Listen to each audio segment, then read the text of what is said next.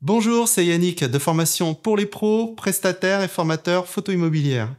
Alors aujourd'hui dans cette vidéo, je vais vous donner mes conseils pour avoir des photos immobilières tout le temps nettes.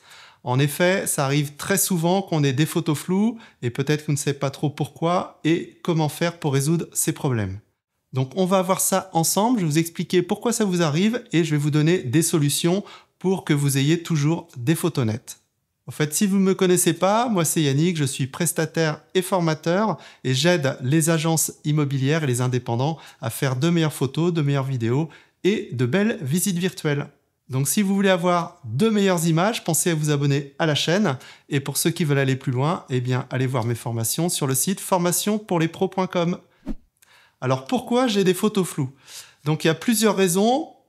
Deux principales et une autre aussi qui arrive souvent, notamment quand on utilise un téléphone. Donc je commence par la première, c'est un problème de mise au point. Donc, et ça arrive ça notamment si vous utilisez votre téléphone ou votre appareil photo en mode automatique. Alors qu'est-ce qui se passe? En fait, eh bien la mise au point, que ce soit le téléphone ou l'appareil, va être faite automatiquement et parfois, et ça arrive très souvent, la mise au point se fait sur le fond de la pièce, et ce qui fait que eh bien, les éléments qui sont au premier plan, par exemple un canapé, une table, etc., eh bien, vont se retrouver flous. Donc ça peut être problématique.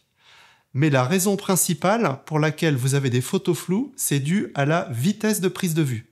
Donc quand vous allez faire votre mise au point, que ce soit avec le téléphone ou l'appareil photo, eh bien, l'appareil va calculer l'exposition, donc il va faire en sorte que la photo soit ni trop claire ni trop sombre, et pour ce faire, il va utiliser l'ouverture de l'objectif, la vitesse d'obturation et la sensibilité du capteur, les ISO.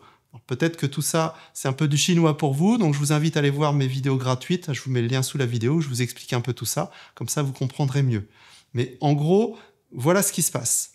Et souvent, en fait, eh bien, quand on est en intérieur, ce qui arrive quasiment tout le temps en photo immobilière, eh bien, il y a peu de lumière, ce qui fait que l'appareil, pour compenser ça, va prendre une vitesse très basse.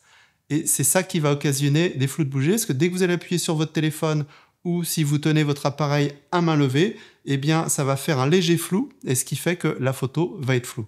Donc, plus la pièce est sombre, plus vous allez rencontrer ce problème. Les autres causes de photos floues, ça va être, par exemple, vous avez bougé un petit peu au moment de déclencher, ou encore, et ça arrive très souvent avec les téléphones, c'est que vous aviez une trace de doigt sur la lentille, et donc, eh bien, la photo n'est pas vraiment nette. Alors, quelle solution pour tout ça? Bon, on commence par le plus simple, la lentille, vous la nettoyez, prenez un petit chiffon, vous nettoyez la lentille à chaque fois avant, et vous faites attention à ne pas mettre vos doigts avant de faire la prise de vue. Donc ça, c'est hyper simple. Deuxième conseil pour éviter d'avoir des photos floues, c'est de stabiliser votre prise de vue. Donc pour ce faire, si vous avez un téléphone, vous pouvez prendre soit un stabilisateur de téléphone, je vous ai fait une vidéo sur la chaîne où je vous explique tout ça, et sinon, le mieux quand même, ça reste d'avoir un trépied avec un support de téléphone. Si vous avez un appareil photo, ben vous enlevez le support de téléphone et vous utilisez un trépied.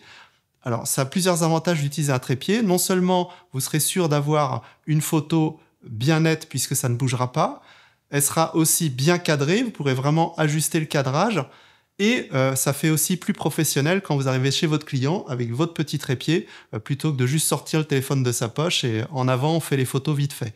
Voilà, donc pensez-y, ça a l'air de rien, mais je peux vous dire que je forme des agences depuis 2010 et souvent les gens sont réfractaires au trépied, et quand je leur ai montré et quand je les revois parfois quelques années plus tard, ils me disent « t'avais trop raison avec le trépied », les gens ils nous prennent beaucoup plus au sérieux. Donc c'est un accessoire qui vaut une 60aine d'euros, je pourrais vous mettre les liens sous la vidéo, et c'est vraiment quelque chose qui est très pratique, c'est pas lourd, ça pèse 1 kg, ça prend pas trop de place et ça fait le taf. Alors après, pour régler les problèmes de mise au point, c'est très simple, il faut faire la mise au point à peu près au milieu de la pièce.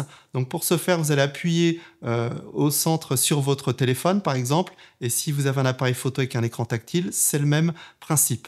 Donc il faut que la mise au point soit bien faite et au bon endroit. En ce qui concerne la prise de vue, si vous avez un trépied, pas de problème, vous n'avez pas besoin de vous en occuper. Mais si par contre vous prenez vos photos à main levée, que ce soit avec le téléphone ou l'appareil photo, il vous faudra une vitesse de prise de vue qui soit suffisante. En général, c'est 1/60e minimum, sinon on risque d'avoir un flou de bouger. Donc si vous n'avez pas cette vitesse, il faudra augmenter les ISO, c'est-à-dire la sensibilité du capteur, pour avoir une vitesse plus élevée et suffisante pour éviter tout flou de bouger. Alors tout ça, c'est pas très long ni très compliqué à faire. Je vous rappelle que si vous avez besoin d'aide, eh bien, allez voir du côté de mes formations. Je vous montre tout ça pas à pas sur les téléphones et sur différents appareils photo. Mais c'est hyper important d'avoir une bonne vitesse de prise de vue et une bonne mise au point. Sinon, vous allez avoir des problèmes. Donc avoir des photos nettes en immobilier, c'est hyper important. Donc pour ça, respectez ce que je vous ai dit dans cette vidéo. Une bonne mise au point, une vitesse suffisante si vous prenez à main levée, mais par contre, si vous utilisez un trépied, c'est beaucoup mieux. Et pensez à nettoyer la lentille de votre téléphone ou de votre appareil photo.